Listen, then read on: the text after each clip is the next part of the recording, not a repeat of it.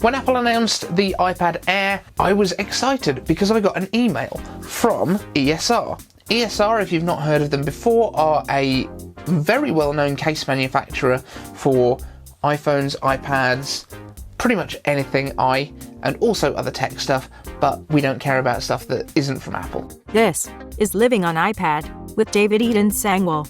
ESR decided to get in touch with me and they sent me over a couple of cases and they would like me to talk about this one, which is the ESR Rebound Pencil Case for iPad Air for Black.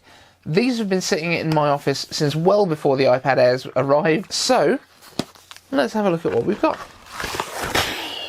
So I've got to say, I've been using one of the other cases they sent over. Unfortunately, that one's currently out of stock on their website. This one I've actually been saving specifically to unbox for you guys. So this is the ESR Rebound case. Now I do like the feel of the materials. This is actually quite flexible. It's quite lightweight, which is nice. Open it up. You've got a bit of foam in there to hold the whole thing still. And they've got this really nice kind of texture to the inside, which I think is quite cool.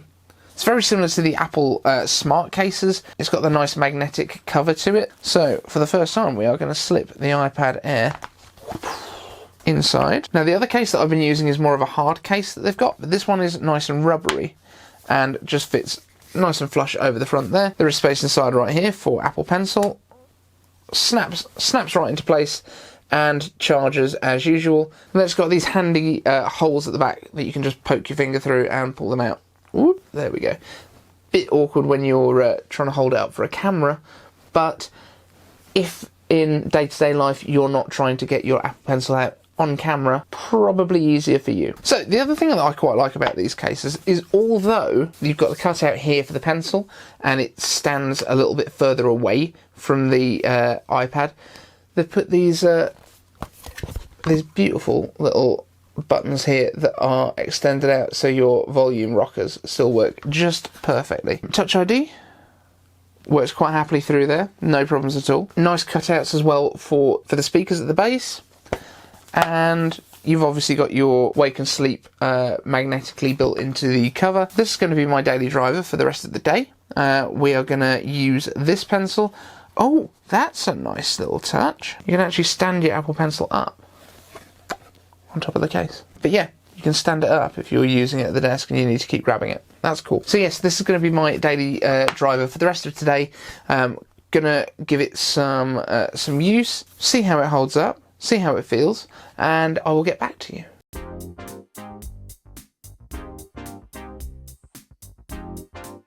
So I've been using this for the past 24 hours and I've got to say, this is a really, really nice case.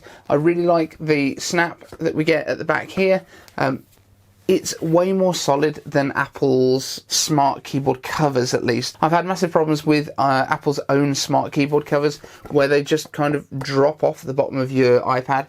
The ones that just cover the front, they don't have the back panel. So I really like this layout.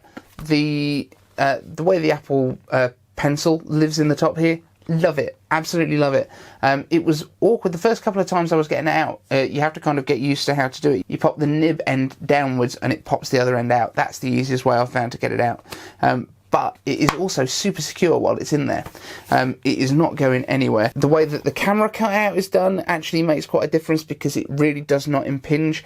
Quite often you can get camera cutouts that are so badly done that it will affect the light around the camera. No problems with this at all, and it really does cover that camera lens for any drops. It really protects it from any knocks, because the last thing you want is to crack the glass that covers the lens. That would be horrendous because your pictures will look awful forever. But I've got to say, I do definitely recommend these. Links down in the description where you can pick these up. I'm going to put affiliate codes onto it so you can help to support the channel if you'd like to, or if you don't want to, it also doesn't cost you any money. So regardless of whether you want to support the channel, the link will. It doesn't mind whether you want to give me money or not. Highly recommend putting a case on these things, bearing in mind that the iPad Pros are the ones that made such a point of bending and being able to break because it's an aluminium frame with a thin construction. So I would recommend putting some kind of protection on your iPad. The only exception to that would be if you're using regularly the Magic Keyboard case. That wouldn't make too much sense because it's important that you're able to just throw it onto the base magnetically. But if you're using an iPad as an iPad rather than as a laptop in your house, I would definitely throw one of these on there. It's going to really protect it. There is like the only bits of aluminium that you can see on these are around the grills, and you've got a good probably 1.5 mils of protection there, and then again just underneath the camera, because you need to be able to get access to the microphone there, and other than that, it is really, really protected in this thing.